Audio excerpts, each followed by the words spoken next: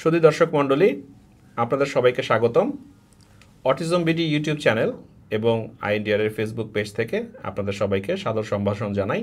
আজকে আমাদের সাথে উপস্থিত আছেন ডক্টর শাওলি সরকার ম্যাডাম, সহযোগী অধ্যাপক, শিশু নিউরোলজি বিভাগ, বাংলাদেশ শিশু হাসপাতাল ও ইনস্টিটিউট। আজকে আমরা খুব ইন্টারেস্টিং এবং ইম্পর্ট্যান্ট একটি টপিক নিয়ে আলোচনা করব। সমসাময়িক সময়ে অনেকেই আমরা বলতে শুনি যে জেনেটিক টেস্ট, এবং আমাদের অনেক জিজ্ঞাসা থাকে যে স্পেশাল চাইল্ডদের ক্ষেত্রে জেনেটিক টেস্ট এর ইম্পর্টেন্স কেন দরকার এবং এটা উন্নতিতে কী ধরনের ভূমিকা রাখে। তো এই বিষয়ে আজকে আমাদের সাথে ম্যাডাম আলোচনা করবেন। ম্যাডাম, আপনাকে অনেক ধন্যবাদ আমাদের সাথে আজকে স্টুডিওতে উপস্থিত থাকার জন্য। আপনাকে অনেক ধন্যবাদ একটি সময় উপযোগী টপিক সিলেক্ট করার জন্য আজকে আলোচনায়। জি, দর্শক মণ্ডলী, আমি ম্যাডামের কাছে প্রথমে জানতে চাইব যে স্পেশাল চাইল্ড নিয়ে আমরা বাবা মা এবং সমাজের আত্মীয় স্বজন সবাই খুব চিন্তিত থাকে, এবং অনেক ক্ষেত্রেই শোনা যায় যে এটা কিছুটা জেনেটিক ব্যাপার আছে। তো এই জেনেটিক ব্যাপারগুলো রুল আউট করার জন্য অথবা আরও সূক্ষ্মভাবে ডায়াগনোসিস করার জন্য কখনো কখনো স্পেশালিস্টগণ জেনেটিক টেস্ট করতে বলেন।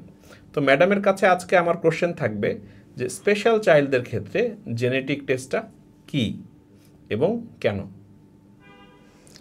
অনেক ধন্যবাদ। আসলে জেনেটিক টেস্টের যে ব্যাপারটি, সব বাচ্চাদের জন্য যে আমরা জেনেটিক টেস্ট করি, সব স্পেশাল চাইল্ডেরই যে আমরা জেনেটিক টেস্ট করি, ব্যাপারটি কিন্তু তাও না। কাজেই যে টপিকটি আজকে খুব গুরুত্বপূর্ণ আমরা আলোচনা করছি যে জেনেটিক টেস্টের প্রয়োজনীয়তাটা কী এই বিশেষ শিশুদের জন্য, সেক্ষেত্রে আমি বলতে চাই যে কোন কোন ক্ষেত্রে আসলে জেনেটিক টেস্ট গুরুত্বপূর্ণ এই সময়ে। যেমন আমার স্পেশাল চাইল্ডটি, তার যদি কোনো শারীরিক বা তার মুখে চেহারাতে যদি কোনো ধরনের এরকম বৈশিষ্ট্য থাকে যে শিশুটি একটু অন্যরকম দেখতে, সেক্ষেত্রে কিন্তু একটি জেনেটিক কারণ তার ভেতরে থাকতে পারে, যেটির সাথে কিন্তু তার প্রগনোসিস জড়িত। এছাড়াও যে বিশেষ শিশুরা যারা এপিলেপসি বা মৃগী রোগজনিত কারণে পিছিয়ে পড়ছে, যাদের খিঁচুনি একেবারেই কন্ট্রোল হচ্ছে না, সেসব ক্ষেত্রেও কিন্তু আমরা জেনেটিক কোনো কারণ ভিতরে আছে কি না সেটি নির্ণয় করতে পারি। যদি এমন হয় যে তার অন্য কোনো রিস্ক ফ্যাক্টর আমরা পাইনি, কিন্তু তার মধ্যে খিঁচুনি হচ্ছে যেটি আনকন্ট্রোলেবল, সেই ক্ষেত্রে কিন্তু জেনেটিক টেস্ট আমরা করে থাকি। এছাড়া যদি হয় এমন যে পরিবারে কারো খিঁচুনির সমস্যা আছে, সেটি বাবার দিক থেকে বা মার দিক থেকে হতে পারে, এবং যদি আত্মীয়তার মধ্যে বিয়ে হয়ে থাকে, তাহলে কিন্তু জেনেটিক রোগ যেটি হচ্ছে আমরা বলি অটোজোমাল রিসেসিভ ফর্ম, সেটি হওয়ার সম্ভাবনা অনেকটাই বেড়ে যায়। এছাড়াও বিভিন্ন নিউরোকিউটেনিয়াস সিনড্রোম আছে, যেখানে হচ্ছে শরীরে অনেক সময় বিভিন্ন ধরনের দাগ থাকে, যে বৈশিষ্ট্য দেখে আমরা চিনতে পারি যে নির্দিষ্ট কিছু নিউরোকিউটেনিয়াস সিনড্রোম হলেও হতে পারে। এছাড়া নিউরোমেটাবলিক ডিসঅর্ডার বলে আরও কিছু প্রবলেম আছে, যেখানে শরীরের মধ্যে কিছু কিছু উপাদান জমে যেতে থাকে, খাদ্য ঠিকভাবে হজম হয়ে যেভাবে আমাদের প্রসেস হওয়ার কথা বডির ভিতরে, তারপর কাজ করার কথা, সেটি না হয়ে সেটি আমাদের ব্রেইনে কোনো বিরূপ প্রভাব ফেলছে। সেই নিউরোমেটাবলিক ডিসঅর্ডারগুলো ডায়াগনোসিস করার জন্য কিন্তু জেনেটিক টেস্ট প্রয়োজন হয়ে পড়ে। এছাড়া আছে নিউরো ডিজেনারেশন, মানে একটি বাচ্চা বাড়ছিল ভালোভাবে, হঠাৎ করে তার ডেভেলপমেন্টে পিছিয়ে পড়ে এবং দ্রুতই দেখা যায় বাচ্চাটি খারাপ হয়ে যাচ্ছে। সেসব ক্ষেত্রে যদি আমরা নির্দিষ্ট অন্য কোনো কারণ না পাই, জেনেটিক ডায়াগনোসিস করা প্রয়োজন হয়ে পড়ে। আর এছাড়া আছে কিছু মাসকুলার ডিস্ট্রফি, মায়োপ্যাথি, যেগুলোতে শিশুর মাংসপেশি ধীরে ধীরে দুর্বল হয়ে যায়, বাচ্চার হাঁটা চলার সমস্যা হয়, উঠে দাঁড়াতে পারে না, এবং দেখা যায় মাংসপেশি শুকিয়ে যাচ্ছে। এসব রোগেও আমরা অনেক সময় জেনেটিক ডায়াগনোসিস করে থাকি। ধন্যবাদ ম্যাডাম। তো এই যে জেনেটিক ডায়াগনোসিস আমাদের ট্রিটমেন্টে কি উপকার করে? যেমন স্পেশাল চাইল্ডরা বিভিন্ন ধরনের থেরাপি নিচ্ছে, কখনো ব্রেন স্টিমুলেশন নিচ্ছে, কখনো বাসায় কাজ করছে, বিহেভিয়ার ম্যানেজমেন্টের মধ্যে দিয়ে যাচ্ছে, কিন্তু এই জেনেটিক টেস্টটা যদি কারো প্রোফাইলিং করা থাকে, এটা তাকে ট্রিটমেন্টে কি বেনিফিট দিতে পারে? খুবই সুন্দর একটি প্রশ্ন। আসলে জেনেটিক টেস্টে আমরা করি, এটি একটি আমরা জানি ব্যয়বহুল টেস্ট। তাহলে আমরা যেখানে অন্যান্য থেরাপি বা অন্য সব কাজই করছি, তাহলে আমি কেন করব এখন জেনেটিক টেস্টে? এই যে রোগগুলোর কথা বললাম, যদি আমরা নির্দিষ্টভাবে কোনো একটি রোগ পেয়ে থাকি, সেক্ষেত্রে কিন্তু ট্রিটমেন্টেরও কিছু কিছু রোগের ক্ষেত্রে ট্রিটমেন্টও আমরা দিতে পারি। আগে যেটি হতো, যখন জেনেটিক টেস্ট অ্যাভেলেবল ছিল না, আমরা একটি মোটা দাগে বলে দিতাম যে মাসকুলার ডিস্ট্রফি অথবা নিউরোমেটাবলিক ডিসঅর্ডার অথবা নিউরোডিজেনারেটিভ ডিসঅর্ডার, কিন্তু একদম স্পেসিফিক্যালি কোন নিউরোডিজেনারেটিভ কিংবা কোন মাসকুলার ডিস্ট্রফি কিংবা কোন ধরনের নিউরোমেটাবলিক ডিসঅর্ডার, সেটি কিন্তু জেনেটিক টেস্ট ছাড়া নির্ণয় করা সম্ভব ছিল না। যখন আমরা এরকম স্পেসিফিক কোনো ডায়াগনোসিস করতে পারি, সেক্ষেত্রে কয়েকটি জায়গায় এটির ইমপ্লিকেশন আছে। যেমন একটা হচ্ছে যে আমি যদি রোগটি নির্দিষ্ট করে না জানি যে আমার বাচ্চার কি হয়েছে, তাহলে কিন্তু আমরা বিভিন্ন জায়গায় ঘুরতেই থাকবো যে আসলে এটার কোনো ট্রিটমেন্ট আছে কি না। আমরা কিন্তু আমাদের ট্রিটমেন্ট নিয়ে আলটিমেটলি স্যাটিসফাইড থাকবো না। আর এছাড়া যেটি হলো যে এই রোগটি যদি আমি নির্দিষ্ট করে নির্ণয় করতে পারি, তাহলে কিন্তু এটা প্রগনোসিস বোঝা সম্ভব যে বাচ্চাটির পরবর্তীতে কি হতে পারে, ট্রিটমেন্ট কি আছে কি না অপশন কোনো, আর যদি কোনো অপশন নাও থাকে তার পরবর্তী ম্যানেজমেন্টগুলো কি হবে। আর যদি এমন হয় যে হ্যাঁ আমরা জেনেটিক ডায়াগনোসিস করে কোনো নির্দিষ্ট ট্রিটমেন্ট পেয়ে গেলাম, তাহলে কিন্তু আমরা এটি ম্যানেজ করতে পারি। যেমন আমি উদাহরণ দিয়ে বলতে পারি কিছু কিছু নিউরোমেটাবলিক ডিসঅর্ডার। যেমন রিসেন্টলি আমি একটি বাচ্চার ম্যানেজমেন্ট করেছি মিথাইল ম্যালোনিক অ্যাসিডিউরিয়া। সেটির টাইপ দেখা গেল ভিটামিন B12 রেসপন্সিভ, মানে এমন একটি ডিজিজ যেটাতে আমার কম দামি একটি ইনজেকশন ভিটামিন B12 দিয়েই কিন্তু তার আজীবন ট্রিটমেন্ট করা সম্ভব। তাহলে সেক্ষেত্রে আমার এটি কাজে লাগলো। আরেকটি ট্রিটমেন্ট ছিল যেমন সেরিব্রাল ফলেট ট্রান্সপোর্ট ডিফিসিয়েন্সি, এরকম একটি পেশেন্ট পেয়েছি আমরা, যে ক্ষেত্রে আমরা কি করতে পারি, শুধুমাত্র ফলিনিক অ্যাসিড সাপ্লিমেন্ট হাই ডোজে দিলে কিন্তু বাচ্চার অনেক উন্নতি ঘটে যাচ্ছে। কিন্তু এই যদি আমি নির্দিষ্ট ডায়াগনোসিসটি করতে না পারি, তাহলে কিন্তু আমরা বারবার পিছিয়েই থাকবো। এছাড়া যেমন মাসকুলার ডিস্ট্রফির ক্ষেত্রে অনেক সময় দেখা যায় যে বাচ্চা উঠে দাঁড়াতে পারছে না, মাসল হাইপারট্রফি দিয়ে আমরা কিন্তু জেনারেলি বলে দিই যে মেবি ডুশেন মাসকুলার ডিস্ট্রফি। কিন্তু ডুশেন মাসকুলার ডিস্ট্রফি যথেষ্টই কমন। সেটি যদি আমি জেনেটিক্যালি ডায়াগনোসিস না করি, আমি কিন্তু বুঝতে পারবো না এটি আসলেই যে ডুশেন মাসকুলার ডিস্ট্রফি নাকি মাসকুলার ডিস্ট্রফির অন্য কোনো টাইপ।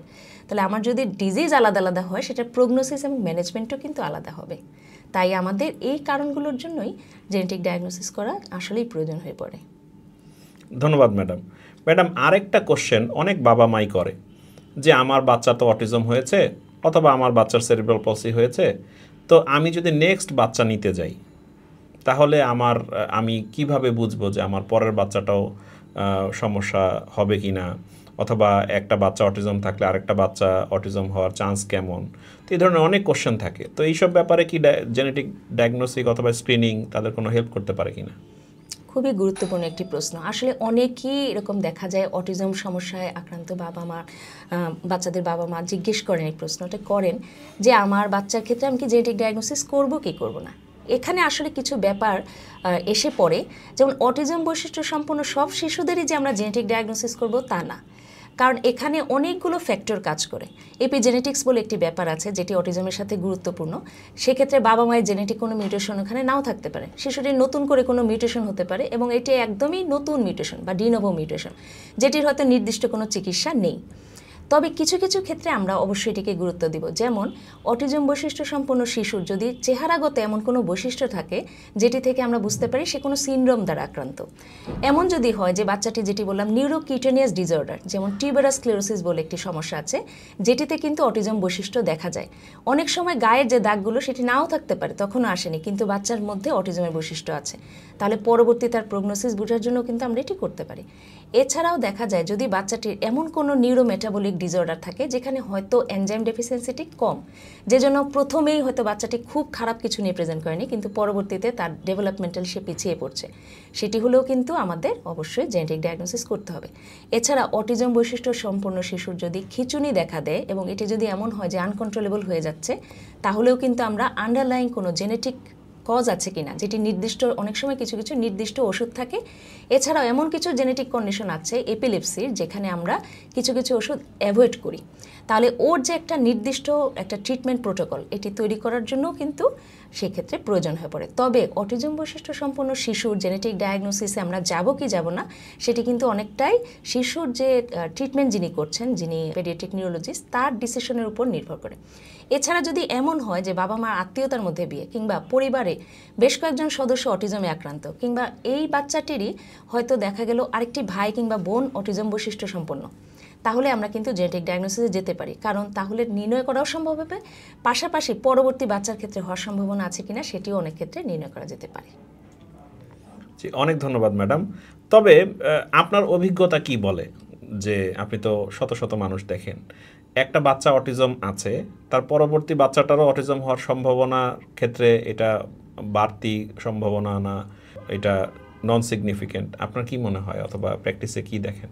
হ্যাঁ, প্র্যাকটিসে তো অবশ্যই আমরা যেটা দেখি এটার সম্ভাবনা আসলে কমই থাকে। এই যে বৈশিষ্ট্যগুলোর কথা বললাম সেরকম যদি কিছু থাকে, যেমন হচ্ছে একাধিক বাচ্চা আক্রান্ত, ফ্যামিলিতে বেশ কয়েকজন মেম্বার আক্রান্ত, কিংবা আগের যে বৈশিষ্ট্যগুলোর কথা বললাম, এই ধরনের কিছু হলে তখনই কিন্তু আমরা বলতে পারি যে অটিজমে হ্যাঁ পরবর্তী বাচ্চার ক্ষেত্রে হওয়ার সম্ভাবনা থাকে।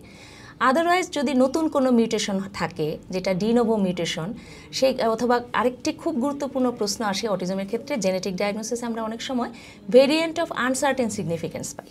সেক্ষেত্রে কিন্তু ওই মিউটেশন থাকলেও সেটি অটিজমের জন্য দায়ী কিনা সেটি আমরা জানি না। সেক্ষেত্রে যদি আমরা জেনেটিক টেস্ট করি আননেসেসারি একটা উদ্বেগ তৈরি হয় বাবা মার মধ্যে। সুতরাং এই জন্য আমি বলছি যে এটা সম্পূর্ণই ডিপেন্ড করবে যে বাবা মা আসলে পেডিয়াট্রিক নিউরোলজিস্টের পরামর্শ অনুযায়ী করছেন কি না। জি, তো অনেক ধন্যবাদ। এখন আমাদের দেশ তো স্বল্পোন্নত দেশ, আমাদের মানুষের অত তো টাকা পয়সাও নাই, কিন্তু একটা জনশ্রুতি আছে যে জেনেটিক টেস্ট অথবা এই ধরনের অনেক ব্যয়বহুল টেস্ট, যেটা ব্যয়বহুলও বটে এবং অনেক সময় বলা হয় যে না এটা করে লাভ কি। তো এই বিষয়ে যদি কিছু বলতেন। এই বিষয়টি আসলে বারবারই আসে ওঠে যে জেনেটিক টেস্ট তো আসলে খুবই ব্যয়বহুল, তো এই মুহূর্তে করা সম্ভব হচ্ছে না, এত খরচ।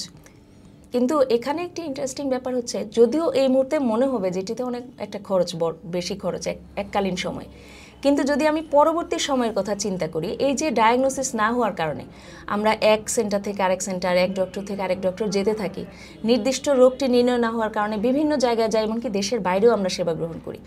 তো সেই সব ক্ষেত্রে যে খরচটি হয়ে যায় সেটা কিন্তু এই এককালীন জেনেটিক ডায়াগনোসিস করার কষ্টের চেয়েও অনেক বেশি হয়ে যায়। সেক্ষেত্রে আমরা যদি একটি উত্তর পেয়ে যাই তাহলে কিন্তু আমাদের এই উদ্বেগটিও দূর হয়, প্লাস হচ্ছে যেটি হয় যে আমরা একটা নির্দিষ্ট ট্রিটমেন্ট প্রোটোকলে আমরা থেকে যেতে পারি এবং সেই পরামর্শ অনুযায়ী আমরা পরবর্তী পদক্ষেপগুলো গ্রহণ করতে পারি। তো সেই দিক থেকে বিবেচনা করলে অর্থনৈতিক যে ব্যাপারটি সেটি আসলে আমার মনে হয় যে যদি নিউরোলজির বিশেষজ্ঞ পরামর্শ দেন করার জন্য, করে ফেলাটাই ভালো হবে। আচ্ছা, অনেক ধন্যবাদ। আর আপনার এই যে জেনেটিক টেস্ট নিয়ে আপনি অনেক পড়াশোনা করছেন অথবা কিছু রিসার্চও করছেন, তো এই বিষয়ে আপনার ভবিষ্যৎ পরিকল্পনা অথবা আপনার ইন্টারেস্ট যদি আমাদের সামনে একটু বলতেন। আসলে জেনেটিক টেস্টের যে বিষয়টি অধিকাংশই দেখা যায় অনেক সময় আমাদের দেশের বাইরে থেকেই করা হয়। আমার যে স্বপ্নটি আছে যে আমাদের দেশে আসলে জেনেটিক ডায়াগনোসিসটি আরও বেশি সেন্টারে হবে এবং দেখা যাবে যে সেক্ষেত্রে যখন প্যারেন্টসরা যখন এই টেস্টটা বেশি বেশি করবেন তখন কিন্তু খরচও কমে আসতে থাকে এবং যেহেতু নতুন নতুন প্রযুক্তি দিন দিন আবিষ্কার হচ্ছে, সেই ক্ষেত্রে কিন্তু দেখা যায় যে আমাদের এই জেনেটিক টেস্টের খরচ কমে আসার কারণে অনেকের কাছে এটি সহজলভ্য হবে।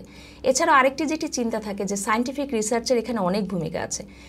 যখন আমার কোনো জেনেটিক ডিজিজ আমি চিন্তা করছি, সেই ক্ষেত্রে পরবর্তীতে কিন্তু এমনও হতে পারে যে ডিজিজের এই মুহূর্তে চিকিৎসা নেই বলে মনে হচ্ছে, গবেষণার ফলে দেখা যেতে পারে যে সেটির চিকিৎসা সামনে হয়তো আমাদের সহজলভ্য হবে। এছাড়া আরেকটি খুব গুরুত্বপূর্ণ বিষয় সেটি হচ্ছে যে আমার পরবর্তী বাচ্চাটির হবে কি হবে না সেই বিষয়ে যে আমার জেনেটিক ডায়াগনোসিস করার পরবর্তীতে যখন জানতে পারবো যে হ্যাঁ এই ডিজিজটি পরবর্তী বাচ্চার ক্ষেত্রে হওয়ার সম্ভাবনা আছে, সেই ক্ষেত্রে জেনেটিক ডায়াগনোসিস গর্ভের সন্তানের করার বিষয়টি এটি যেন অনেক সেন্টারেই সহজলভ্য হয় এবং আমাদের যে হসপিটালগুলো আছে সেখানে chorionic villi sampling, amniotic fluid যেটি গর্ভে ধারণ করার 12 থেকে 18 সপ্তাহের মধ্যে করতে হয়, সেটি যেন দিন দিন সহজলভ্য হয় যাতে আমরা পরবর্তী বাচ্চার ক্ষেত্রে এটি প্রিভেন্ট করতে সক্ষম হই। তো এই আর কি সংক্ষেপে আমার স্বপ্ন। অনেক ধন্যবাদ ম্যাডাম আমাদেরকে দীর্ঘ সময় দেওয়ার জন্য। আপনার উত্তর সাফল্য কামনা করি। দর্শক মণ্ডলী, আমরা আজকে জেনেটিক টেস্ট নিয়ে অনেক ডিটেলসে শুনলাম। আপনার চাইল্ড নিউরোলজিস্ট অথবা আপনার শিশু চিকিৎসক যদি মনে করেন যে বাচ্চাটার এমন কোনো ফিচার আছে যেটা দেখে কোনো না কোনো সিনড্রোম মনে হচ্ছে, তাহলে তো ওনারা আপনাকে পরামর্শ দিবে এবং আপনার যদি এটা সামর্থ্যের মধ্যে থাকে তাহলে একটা প্রোফাইল করে নেওয়া ভালো। তো আপাতত এইটুকুই। আমাদের চ্যানেলে লাইক, কমেন্ট এবং সাবস্ক্রাইব করে আমাদের সাথেই থাকবেন যাতে ভবিষ্যতে আমরা আপনাদের জন্য আরও এরকম সুন্দর সুন্দর কন্টেন্ট নিয়ে হাজির হতে পারি। সবাইকে অনেক ধন্যবাদ।